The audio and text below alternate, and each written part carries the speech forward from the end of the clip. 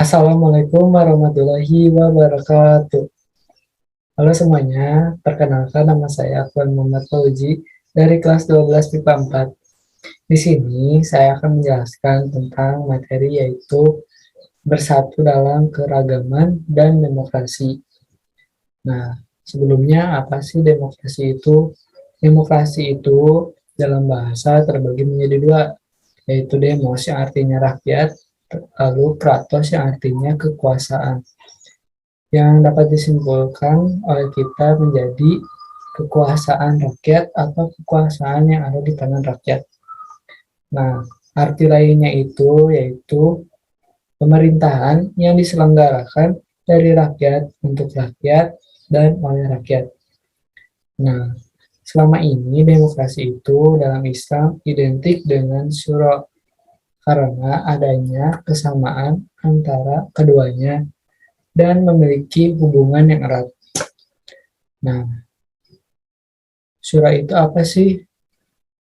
Syura dalam bahasa di dalam kamus Munjam yaitu memiliki dua pengertian. Yang pertama, menampakkan dan memaparkan sesuatu atau mengambil sesuatu.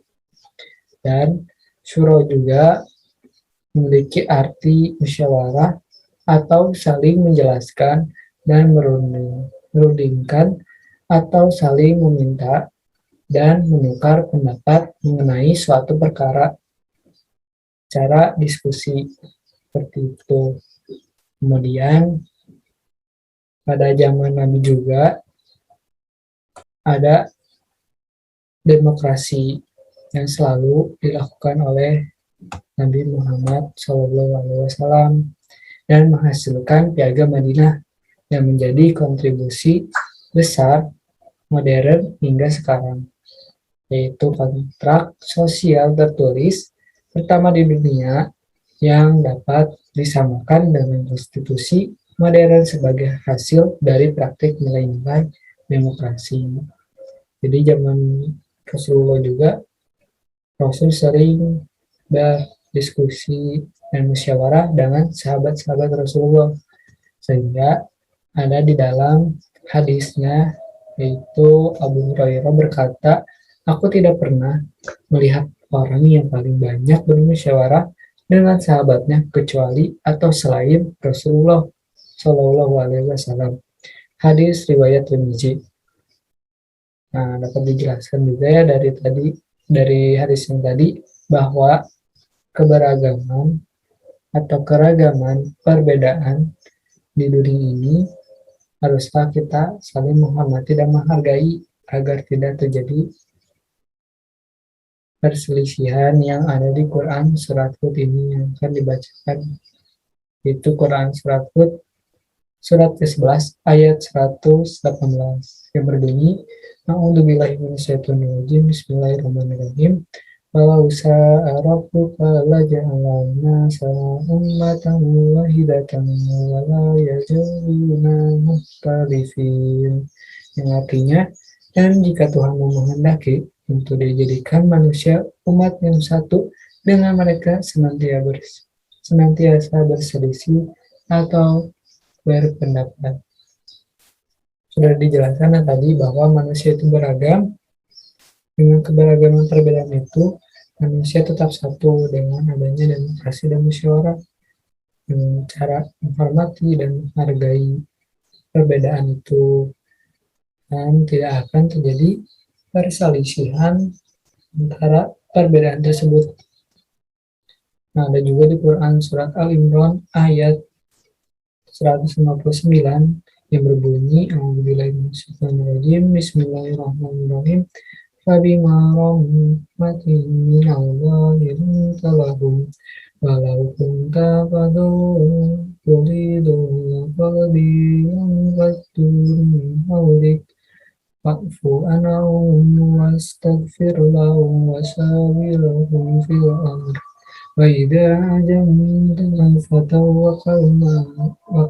fatawakkal ala Allah innallaha yuhibbul mutawakkilin, yang artinya maka berkat rahmat Allah engkau Muhammad berlaku lemah lembut terhadap mereka Sekiranya engkau bersikap keras dan hati kasar, tentulah mereka akan menjauhi dirimu dan sekitarmu. Karena itu, maafkanlah mereka dan mohonkanlah ampunan untuk mereka dan bermusyawarah dengan mereka dalam urusan itu. Kemudian, apabila engkau telah membulatkan tekad, maka bertawakallah kepada Allah. Sungguh Allah itu suka dan cinta pada orang yang bertawakal. Nah, ada juga hukum tajwidnya dari surat Al-Imran ayat 159, yaitu ada fabima natabi'i rahmatin mina itkum miguna minallah takhim ling ifa walau madlain kung ifa faddo golid idhar golilo atau bi lang faddu ifa min haulik idhar fa'fu matabi'i anhum idhar lahum idhar safawi wasawir mat tabi'inya tamat asli dan seterusnya. Kemudian ada juga kosakata atau arti perkataannya.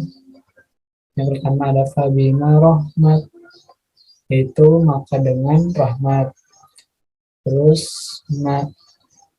minallah dari Allah, tingkalahum kami berarti lembut bagi mereka.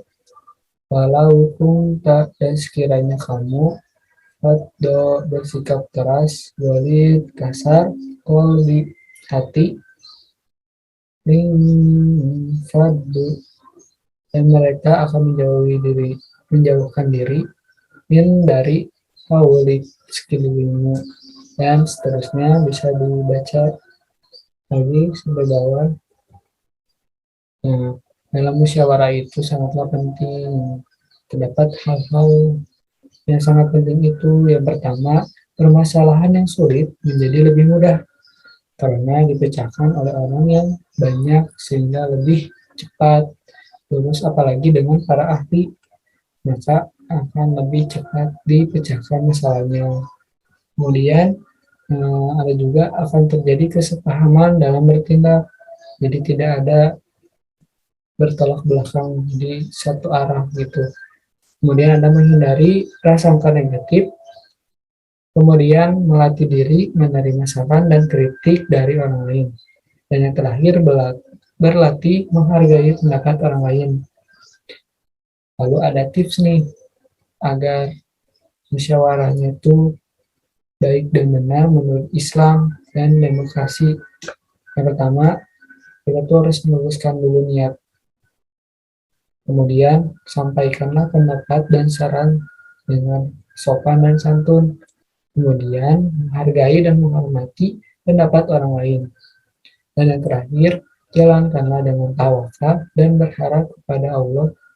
Semoga keputusan yang kita berikan itu menjadi membawa berkah bagi kita semua. Kemudian ada keterkaitan antara demokrasi dengan sikap tidak memaksa kehendak sesuai pesan Quran surat Al-Imran ayat 159 dan hadis Tirmizi tadi. Yang pertama ada dari Al-Maududi, secara tegas dia menolak demokrasi karena menurutnya Islam tidak mengenal paham demokrasi yang memberikan kekuasaan besar kepada rakyatnya untuk menetapkan segala hal. Dan yang kedua ada dari Muhammad Iqbal, menurutnya sejalan dengan kemenangan sekularisme atas agama, demokrasi modern menjadi kehilangan sisi spiritualnya sehingga jauh dari etika. Nah, ada juga dari Muhammad Naroh, menurutnya itu Islam tidak menerima demokrasi secara mutlak dan juga tidak menolaknya secara mutlak. Dan ada juga dari Al-Qardawi, katanya substansi demokrasi sejalan dengan Islam. Dan yang terakhir dari Salim Ali Al-Bahasnawi, bahwa demokrasi itu mengandung sisi yang baik dan tidak bertentangan dengan Islam. dan memuat sisi negatif yang bertentangan dengan Islam. Nah, ada juga nih perilaku-perilaku yang menerapkan demokrasi.